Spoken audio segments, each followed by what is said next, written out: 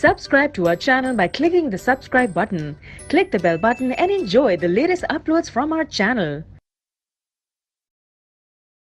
Question number 5. List 2 advantages of the use of unleaded petrol in automobiles as fuel.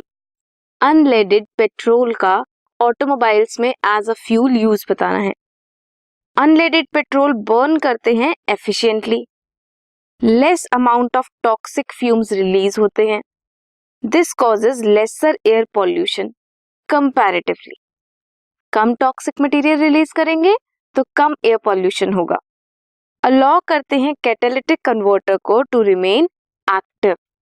This was question number 5.